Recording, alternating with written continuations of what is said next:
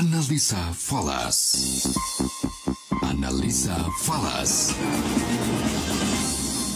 Analisa Falas Pas FM bersama saya Fahmi Andrian dan saya sudah tersambung bersama Diki Sutopo, analis PT Solid Gold Berjangka. Halo, selamat sore Mas Diki.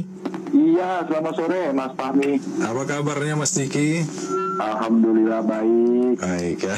Kita lihat ini rupiah kita juga sebenarnya bisa dikatakan lumayan fight ya untuk hari ini ya. Benar. Dengan posisi penutupan di 14.820, tentunya banyak yang berharap juga rupiah kalau bisa terus menguat dan terus menguat ya. Dan untuk hari ini 14.820 adalah penguatan yang cukup baik tentunya. Tapi reviewnya lebih lengkap dari Anda seperti apa Mas Diki? Ya, benar sekali. Jadi kalau misalkan kita lihat kondisi orang biasa, orang sekarang ngomong kan katanya menuju kehidupan yang new normal. Kita harap nih rupiah juga sekarang menuju ke new normal ini yang seperti kita harapkan.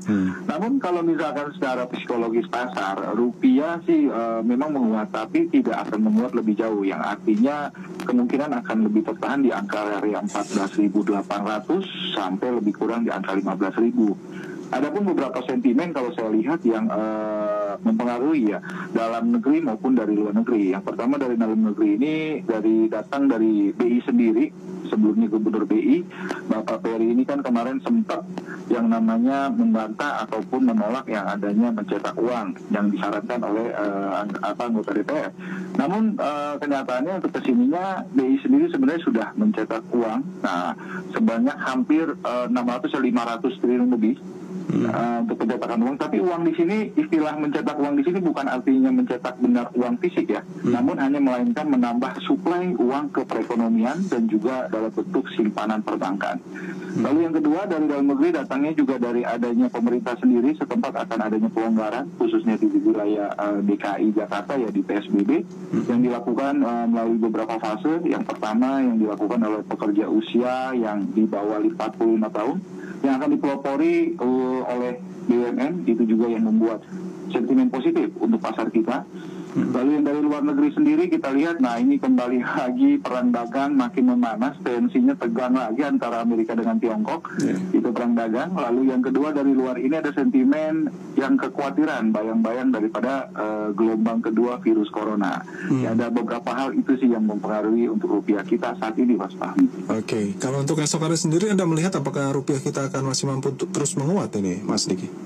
Ya, kalau saya lihat sih masih mampu kuat, cuman seperti tadi, penguatan atau psikologis pasar kita kemungkinan tidak menguat yang lebih signifikan. Artinya di angka 14.800, atau bila pun dia akan menguat di minggu pekan ini lebih kurang penguatan bisa sampai 14.680 sampai 15.100 gitu Mas Fahmi. Oke, baik. Kalau sedikit mungkin reviewnya mengenai mata uang euro maupun pound sterling ini akan seperti apa Mas Diki? Untuk euro dan GBP kami lihat masih ada tekanan yang cukup lumayan karena USD sendiri kan kemarin sempat menguat, akhir pekannya berakhir turun untuk di euro sendiri dan juga di pound sterling. Karena apa? Di sini masih di zona merah, menguatnya dolar AS disebabkan oleh kekecewaan antara para investor terhadap The Fed yang tidak mau membuat tingkat suku bunga menjadi negatif. Jadi kan harapannya The Fed menurunkan suku bunga ke level negatif, cuma itu dipangkas ataupun tidak direalisasi oleh The Fed dan itu yang menjadi kekhawatiran. Lalu kalau untuk di GBP sendiri atau di pound sterling sendiri, investor sendiri juga sedang fokus, bahkan sudah masuk ke titik jenuh terhadap Brexit.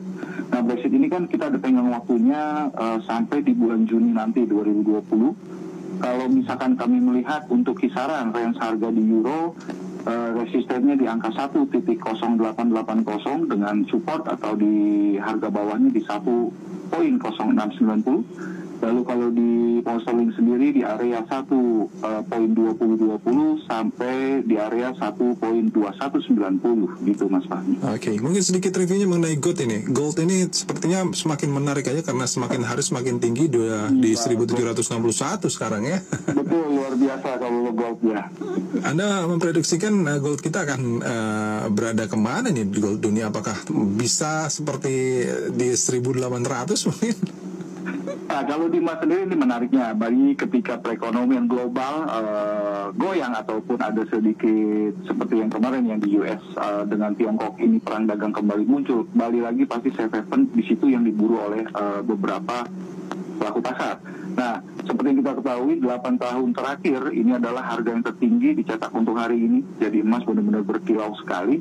Kalau misal seperti yang sebelumnya diprediksi Mas Fahmi bahwa katanya akan 1.800, sepertinya terbukti bakal ke 1.800 di depan mata. Soalnya masih uptrend dan kuat sekali sampai sore ini kami pantau masih di area 1.764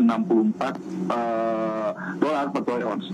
Saya rasa ini emas cukup menjanjikan ya untuk safe havennya sendiri. Kami lihat dari pekan lalu itu naik sampai 2,3%. Bagus sekali Mas Fahmi. Oke, baik kalau gitu terima kasih banyak atas waktunya Mas Diki. Selamat sore dan kita doakan semoga rupiah kita makin baik terus. Amin, selamat sore, sukses selalu Mas. Thank Sukses you. selalu juga untuk Mas Diki. Analisa Falas bersama Diki Sutopo, analis PT Solid Gold Berjangka, saya Fahmi Andrian.